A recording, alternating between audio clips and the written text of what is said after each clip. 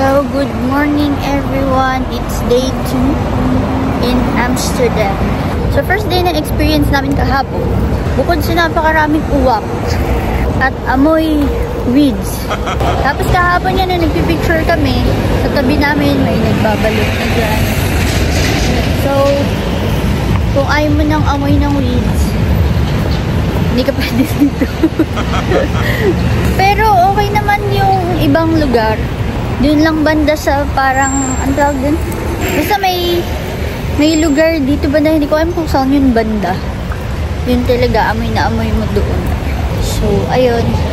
Samahan nyo kami ulit na maglakbay. At baka makakuha ulit kayo na idea saan pupunta. And again, vegetarian travel ito. Kaya kung malaki-laki budget mo, huwag na panoodin to. Pang mahirap lang to.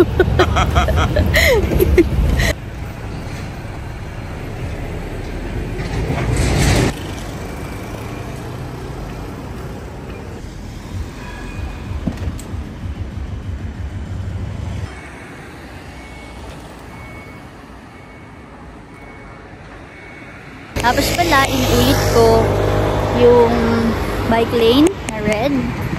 Laging mag-iingat. Tapos kahit tatawid kayo, priority ang bike. Hindi talaga sila hihinto. Mas priority yung daan ng bike kesa sa tao. So, mag-ingat kapag tatawid-tawid. Kahit nasa pedestrian lane, kapag may dadaan na bike, stop ka muna. Kasi hindi sila hinto. Malak kang mamatay dyan.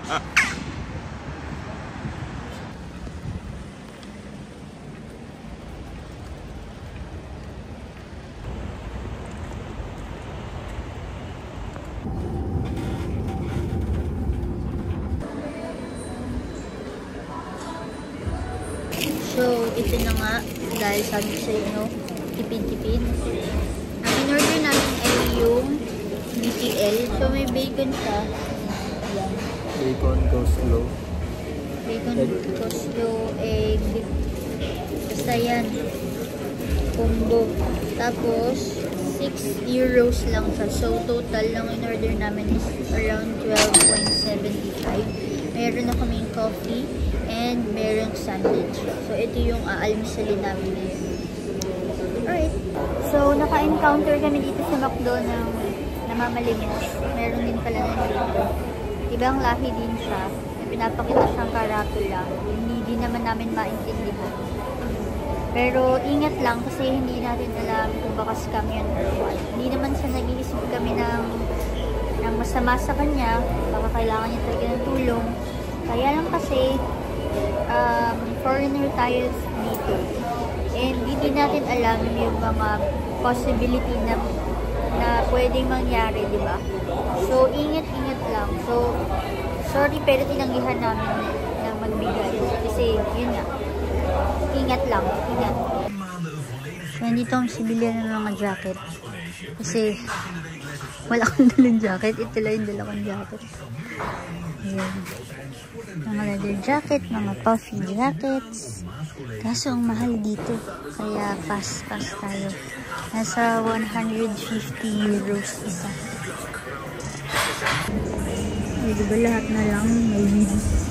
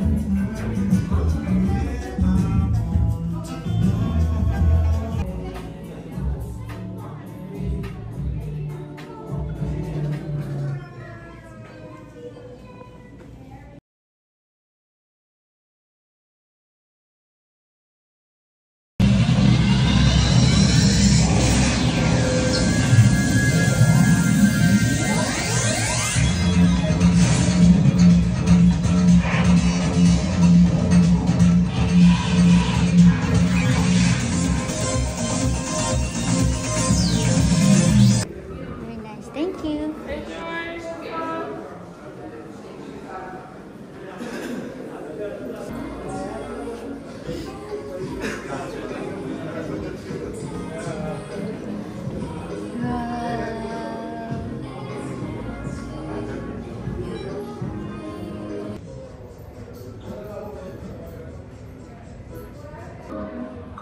At chocolate gusto mo?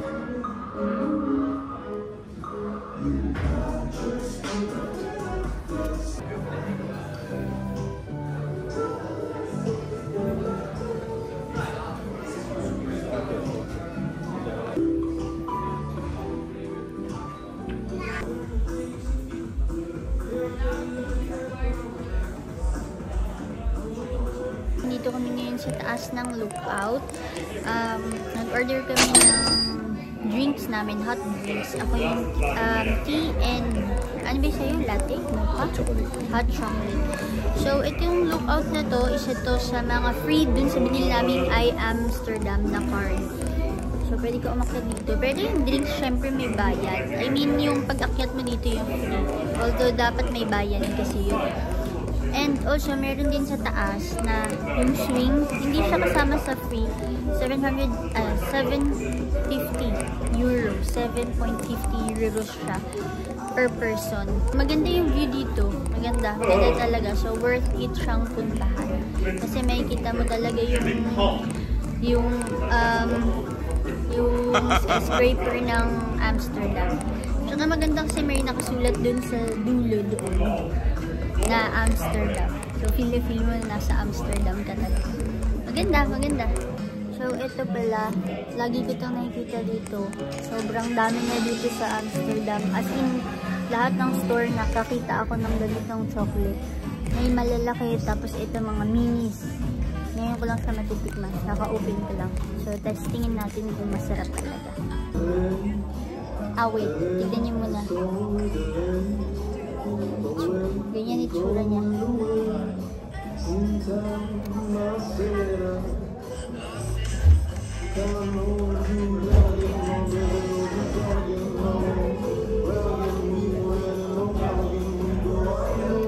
Kinabahan ako. Kala ko may peanut. Wala pala. Kasi may ganun-ganun siya eh. Tignan mo.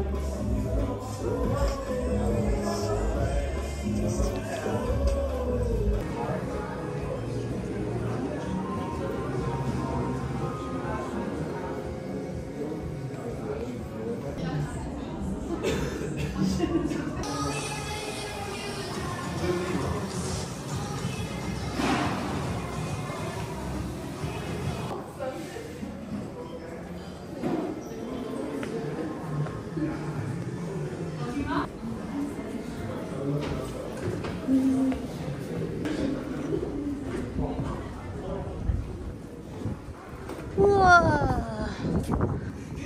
Dito rin sa taas.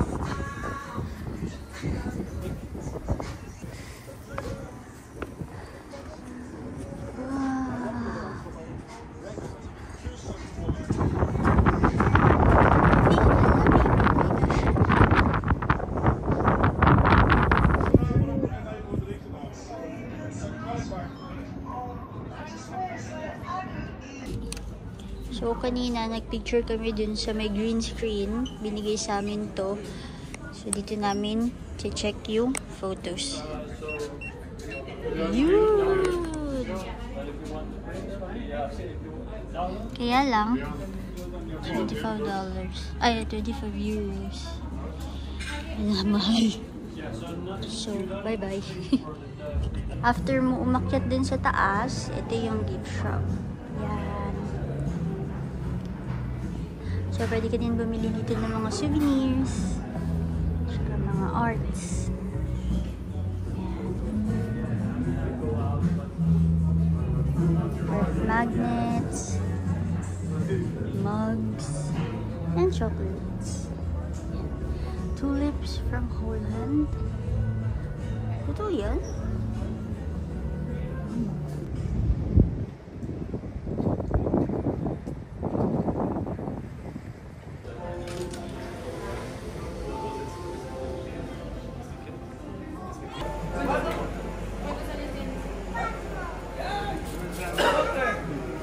nandito naman kami ngayon sa This is Holland.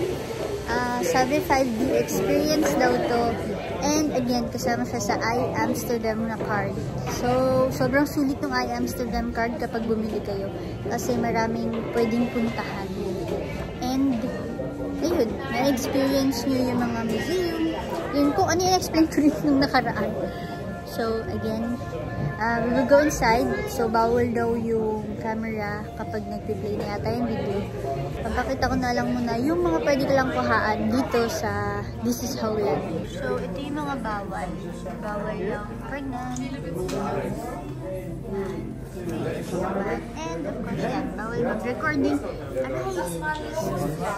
Bawal mag-recording and videos. It's allowed. Looks good. Okay, so let's go up.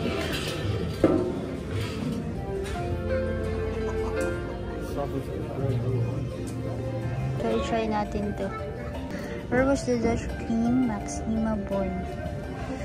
Huda! Argentina? The Netherlands has a large number of music festivals, but which is the oldest? Dang. So we're going inside and we cannot take video.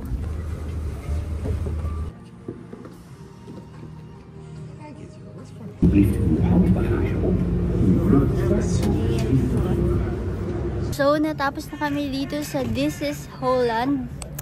Isa lang masasabi ko, puntahan nyo to. Sobrang ganda. Pinaiyak ako nitong lugar na to.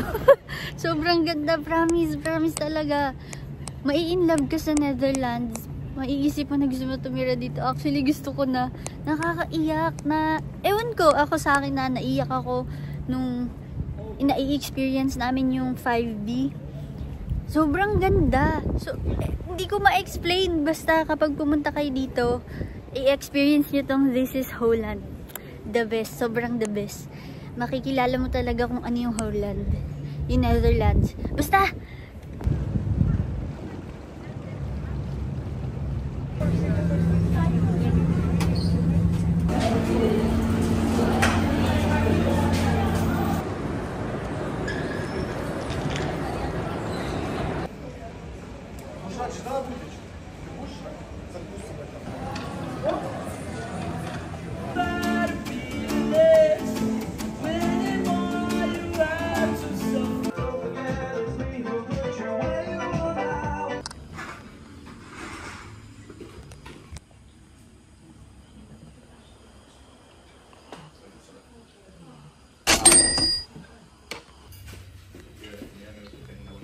Nagutom na kami. Tapos nakita namin to sa skinita ng nilalakaran namin. Ang pangalan ng shop na to is Shakey's. Ramen siya. Saktong-sakot. Kasi gusto ko ng noodles kagabi to. So, ang cozy lang ng place. Nasa maliit lang siyang iskinita eh. Sobrang liit lang ang iskinita niya. Kaya mas okay i-google niyo na lang. Parang ayoko kasi magsalita. Parang tahimik kasi dito.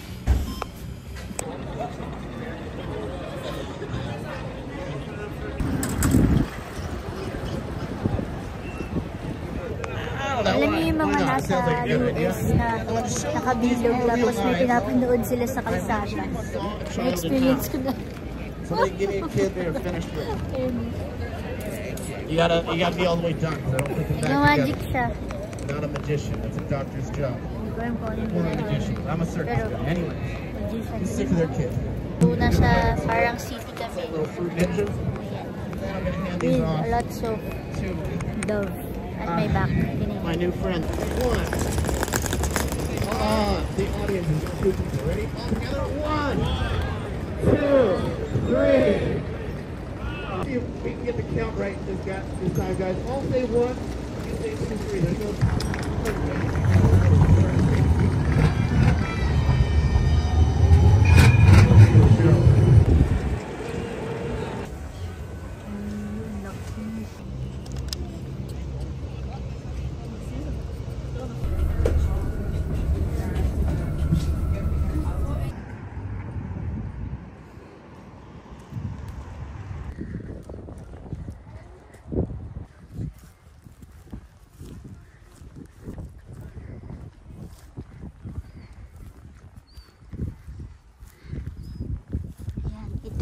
likod ng kapilya dito sa Asia.